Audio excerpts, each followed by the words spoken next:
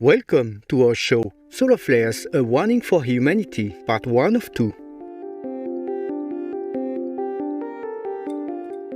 There's a cosmic rhythm that permeates the entire solar system. Around every 11 years, the Sun's magnetic field flips. The North Pole and South Pole switch places. This causes the Sun to have seasons of low and high activity, also known as the solar minimum and the solar maximum.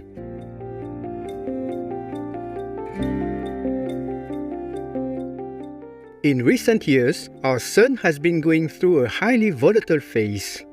Though still a year or more away from the next maximum, Solar Cycle 25 began in December 2019 and is already showing much higher solar activity than astronomers had predicted. The Sun reaches its solar maximum, or the point of the most intense sunspot activity, during part of the 11-year solar cycle that astronomers have been tracking since the mid-1700s. The last solar maximum in 2013 to 2014 was very muted, and scientists had predicted another quiet peak for this cycle, which is dubbed Solar Cycle 25.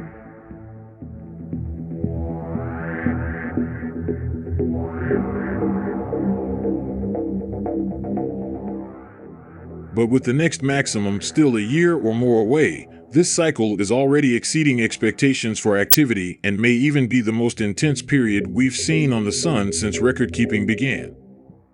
As the Sun increases its level of activity, its surface develops with more sunspots, which are dark regions with intense magnetic activity, each with the potential to expel solar flares.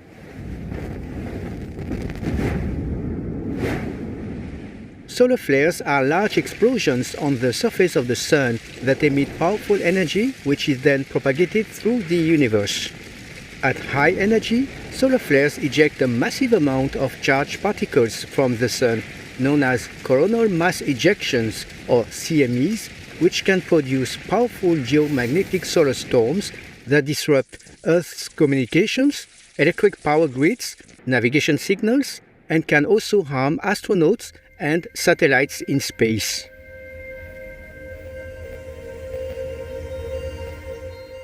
On a positive note, these charged sun particles can collide with atoms and molecules in the Earth's atmosphere and create wonderful auroras in our night sky, usually near the poles. With more intense solar activity during CMEs and solar storms, auroras, also known as northern lights or aurora borealis, and southern lights or aurora australis, are more consistent, brilliant, and visible even at lower latitudes.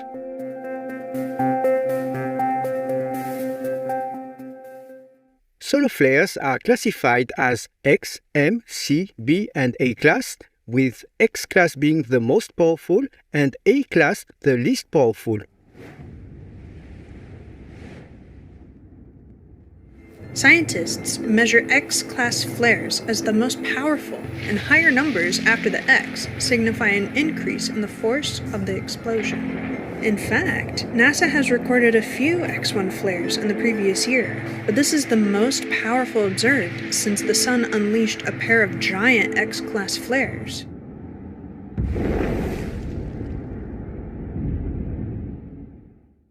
In September of 1859, the largest solar storm to ever hit the Earth, known as the Carrington event, wreaked havoc on international telegraph lines, setting widespread fires to telegraph stations and ignited ultra-bright auroras across the globe, some of which were visible as far south as the Caribbean.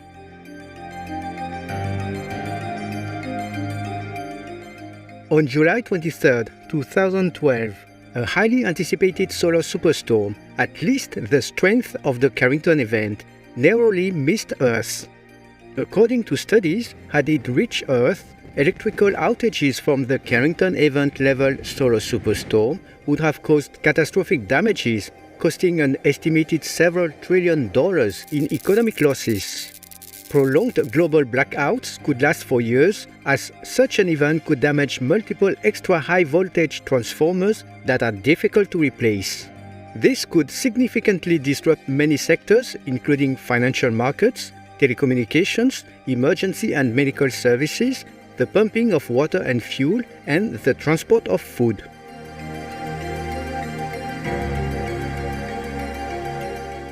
The Earth and its inhabitants were incredibly fortunate that the 2012 eruption happened at the time it did and didn't reach the Earth. If it had hit, we would still be picking up the pieces, says Dr. Daniel Becker of the University of Colorado. It would be much worse than the last one due to humans' much greater dependence on modern technology than in 1859.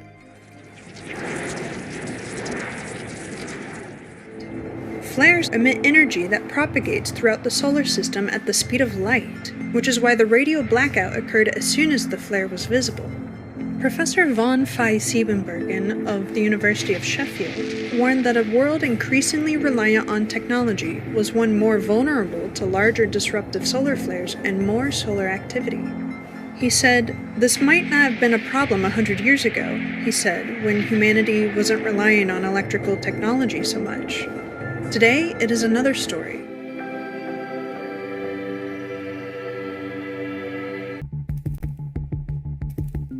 In May 1967, while the world was in the grips of the Cold War, the Sun emitted one of the biggest solar storms ever observed at the time, releasing a colossal radio burst that interfered with the United States military's radio system.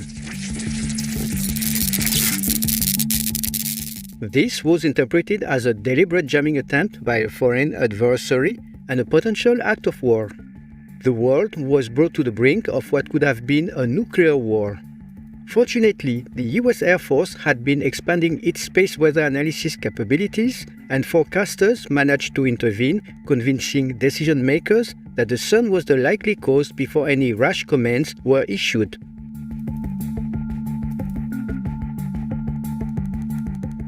Since early 2022, we have seen more disruptive X and M-class solar flares, despite the Sun being a year or more away from its anticipated maximum. In February 2022, SpaceX reported losing 40 of its Starlink satellites to an extended geomagnetic storm. On April 19, 2022, the Sun produced its greatest solar flare in 5 years, an X2.2, which reportedly caused radio blackouts in Australia, the Western Pacific, and East Asia. This week, the Sun produced a strong side flare. The outburst was caused by a sunspot on our local star's western limb.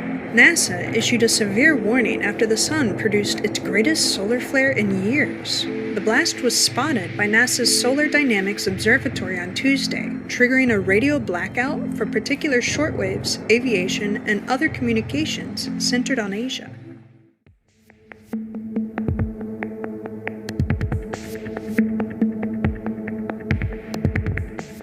The Sun's recent outbursts show more vigorous activity than predicted in the 2020 consensus forecast published by the NOAA and NASA.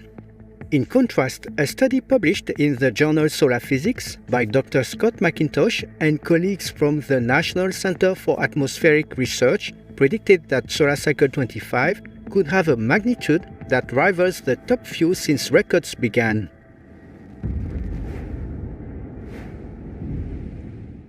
Another study in Russia also indicates that this cycle could be among the most active ever and suggests that the solar maximum could come as early as late 2023 instead of 2025. These different findings illustrate how much more there is to learn about the Sun's behavior. Scientists have struggled to predict both the length and the strength of sunspot cycles, because we lack a fundamental understanding of the mechanism that drives the cycle, McIntosh said in 2020. Scientists worry that the dramatic solar weather we've experienced may foreshadow more disruptive solar flares.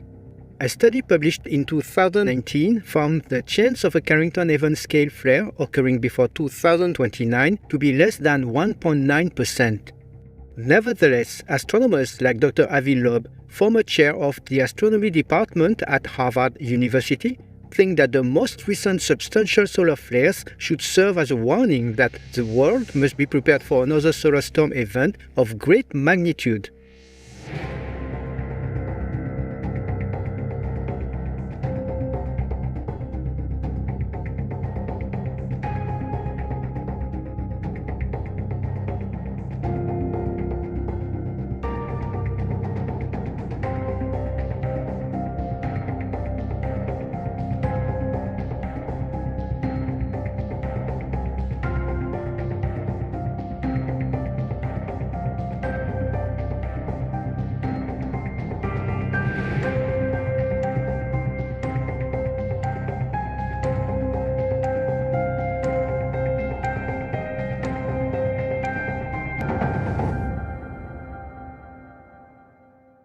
Extensive research has been undertaken to develop methods for detecting impending geomagnetic storms before they strike.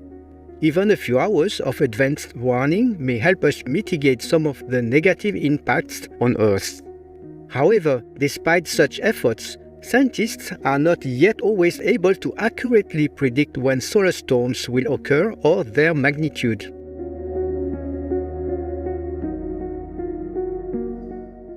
The sun occasionally throws out a lot more material, damaging satellites and infrastructure on Earth. These are usually preceded by a solar flare, a day or two before they reach us. However, a new study reveals that certain storms may come with little or no warning at all.